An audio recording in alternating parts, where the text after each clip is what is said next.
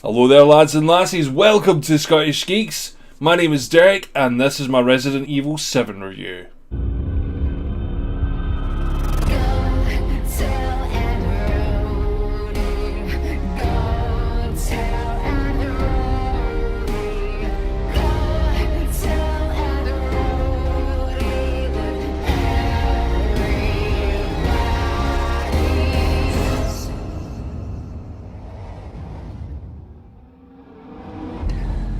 Now, most of us have very fond memories of the Resident Evil series over the years, the first one being particularly brilliant, especially in the terms of voice acting. For those of you who don't know or have only played the remastered version, look up the voice acting on Resident Evil. Trust me, it's funny as hell. Anyway, so yes, my fondest memory, of course, would be Resident Evil 2, the game that really introduced me to the survival horror series. And yes, I know Silent Hill was about and things like that, but no, Resident Evil was what I was a fan of at that point. Recently, though, Resident Evil's went a little bit downhill, with the likes of 5 and 6 completely coming away from the horror aspect of things and totally going into the, action-packed action hero, let's shoot everything and don't give a damn about whatever the hell's going on. Zombies, whatever, that kind of idea. This, to me, was a little bit of a, it put me off. I'll be honest, it put me off the series for quite a while. The games were playable, let's just say that, the games were playable, but they were not memorable.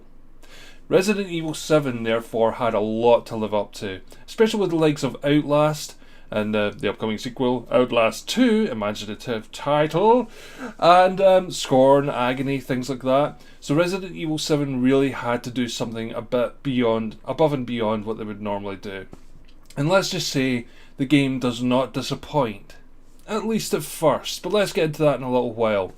First off, let's begin with the way the game starts off. You start off with a video message from your estranged wife, or possibly dead wife, Mia.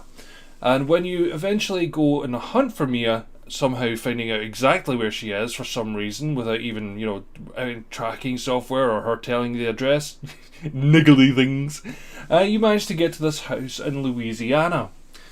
When you enter the house, of course, you've got that sort of claustrophobic feeling, the first-person view really kicking in, really atmospheric, fantastic. I mean, just seriously, Resident Evil lost its atmosphere for so long, but the atmosphere in this game was just on point, totally on point. And when we first meet up with Mia, spoilers, Mia is a little bit changed, she's a little bit different from what we remember. And thus began the goriest series of events I have seen in a Resident Evil game ever. I was not expecting it. I spent most of my time with my mouth open, completely in shock. Oh man, I mean seriously. However, the game did at that point remind me of something, and I racked my brains to think of it, and the first thing I could think of was the Evil Dead remake.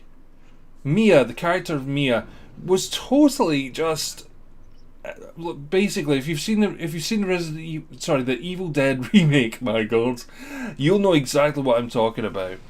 And if you haven't, I would watch it, whether you've played this game or not, watch the Evil Dead remake and run a little bit of a comparison. There's also a lot of comparisons going on between Outlast and this game as well. However, that's not a bad thing. That just shows that Capcom is actually watching what people are enjoying and taking a leaf out of another company's book. Let's just hope Outlast 2 can outdo Resident Evil 7. Well, that remains to be seen. Anyway, yeah, so basically, basic terms, okay. So the whole Mia thing, I was utterly in shock. And then we get to meet the family, of course. We get to meet Jack, Lucas, and Marguerite. And, in some respects, Evelyn, or as I called her, Granny. And, that was completely... the whole game, to begin with, just totally threw you off. You didn't know what was happening, how it was happening, what the hell was going on. You were not a superhero. You were not some military trained guy. You were just a person looking for his wife that somehow managed to find her again with a... We'll get into that again.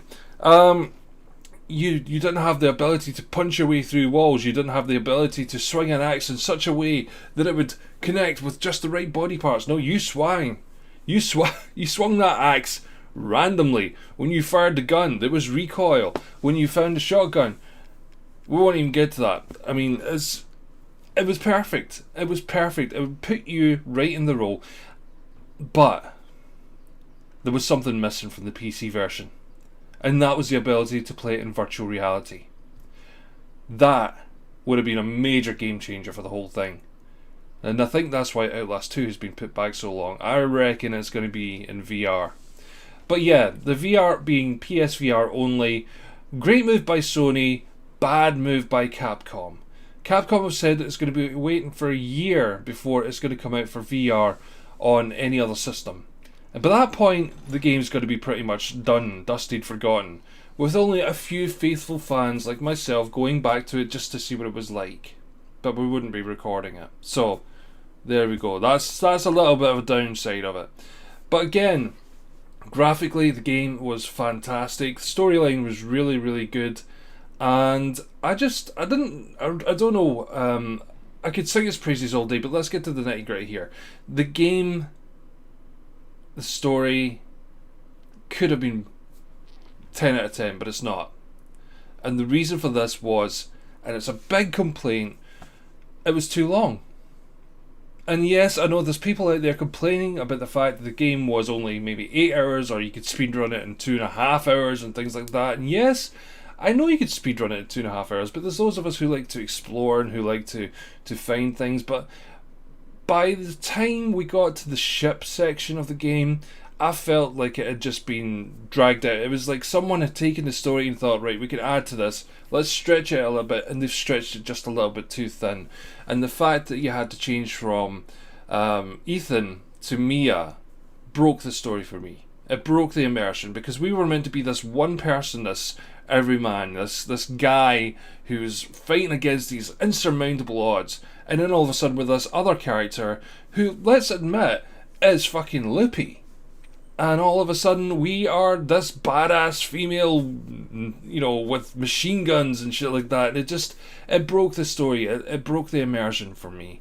And by the time we became Ethan again, it was done. It was dusted. It was just like, I just can't find it in my heart to totally, get back into this game. And by that point, I was just like, please just let me get to the ending. Please just let me get to the ending. When I did the live stream of it, I think I said that a few times. I was like, seriously, I'm actually bored reading all these different notes that absolutely mean nothing to me. They've got nothing that would follow the story. I just want to see what happens at the end. Let's rush through this. Which comes to my next complaint. The bad guys, barring 4 characters, which is Lucas, Marguerite, Jack, and Granny. There were no threats. They began like threats, but then the threat disappeared. Especially when I found out you could politely walk past them. You hold up your hands and you just say, "Excuse me," time and time again. Those bad guys can't actually hurt you unless you walk by them with your hands down. When you put your hands up with the defense, they can't actually hurt you, and most of the time they'll ignore you. So it's a great way if you want to save ammo and you want to just blast the bosses to hell. But in terms of gameplay, I would have liked a little bit more danger to it. But that's just the crux of it. Once you find that out, that danger level's gone. And I found myself missing zombies. I found myself missing the liquor. I found myself missing the hunter. Genuine threats in a sort of video game. And I just sort of felt those creatures were just put in as padding. There was no need for them. The atmosphere in itself could have sustained the game. The random encounters with family members, maybe, pushing you to a different part of the floor or setting up some sort of death trap or something, that could have done it. But I really just feel there was those mold monsters were padding. Someone in Capcom says, we can't just have like 4 people in the game that are after you. We need more baddies. Let's make a generic bad guy, and it's fucked up.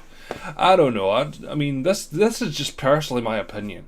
But again, overall, the story was decent enough. But there was one thing that really, really annoyed me, and I thought about it after the game. Was we fought Jack again. We fought Marguerite. We fought Jack again. We fought Lucas, or did we? We went through Lucas's traps. Then we fought Jack again. Then we fought Granny. What happened to Lucas? There was no Lucas boss fight. Lucas is still alive somewhere. What happened to Zoe? What happened to Zoe and Lucas? The game left so much open, and I know it's for the DLC to find out what the hell is going on, but a little bit of closure in the main game would have been nice, with a little bit of a build up in the DLC as to what happened to these characters between those sections. However, the fact that the characters just disappear, they're never mentioned again, is just insane to me. It's like, Zoe's gone. Lucas is gone. That's it. Done. There's no explanation. And, I probably said that a couple of times there. But anyway, yes, so, furthermore, okay, keeping going with the whole game style thing. Like I said, when we got to the point where we were Mia, the game totally changed its pace. And, there was a few sections. The puzzles were not taxing. The puzzles were relatively easy, which is good for a Resident Evil game nowadays. Anyway, with the patience sort of that people have, some of them were downright insanely devious, like the clown puzzle. The clown puzzle really annoyed me because I didn't know what the hell I was doing. There was no indication of what I was doing. There was no pointers of what I was doing. And yeah, I know I shouldn't need them. Should be expert at every game I was ever playing. But it took me freaking half an hour to get through that happy birthday video. I think people started leaving stream at that point. But no, the puzzles weren't too taxing. But the raw gameplay element of it, just getting down to the nitty gritty, the raw gameplay element of it, barring the whole Mia section, I loved it. I loved it to bits. I loved the fear. I loved the fact we were hiding from things. But then again, it just descended into some corporate bigwig just said, we can't have it like that. It's too much gore. Let's spend all the money at the very beginning of the game and just whatever we've got left over, that's the ending. And that's all I've got to say to it. You know, I mean, so that's basically why Resident Evil 7 is not getting a full, even a 9 out of 10 for me. It's going to be a solid 7 out of 10 for me. There is so much they could improve with it. Problem, just remembered there. Major lag in some sections of the game. Towards the middle of the game, my graphics card, my computer, everything about my computer is above and beyond what this game requires, and it dropped to 5 frames a second at some points. I mean, we were going through a door, it was loading up some of those mold monster things, and all of a sudden everything froze for a few seconds and then moved on, and it broke the immersion again. A lot of people have complained about this, but it appears to be something they're either not willing to fix or they think it's your problem. You know, it's like, well, you know, why don't you turn off the V-Sync? Like, yeah, because I love lines going down my screen. Fucking hell.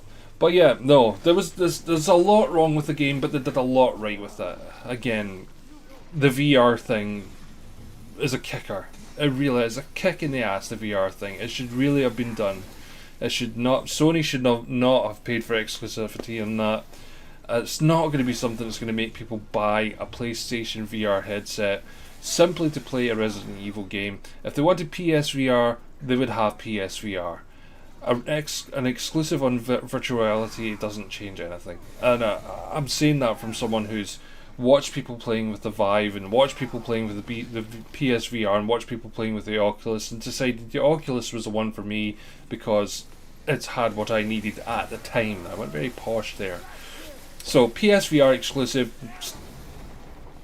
it was dumb. It was a stupid move. Anyway, guys, totally, I love the game. I will say it. I love the game, but not enough to pick out the curtains. Alright, anyway, thank you guys. I hope you enjoyed this review.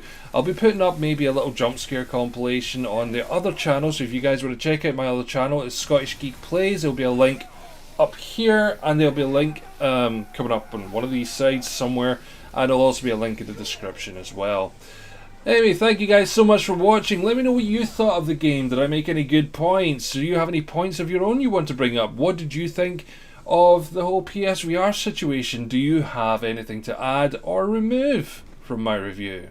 Anyway, thanks for watching, guys. Catch you later. But until then, bye-bye.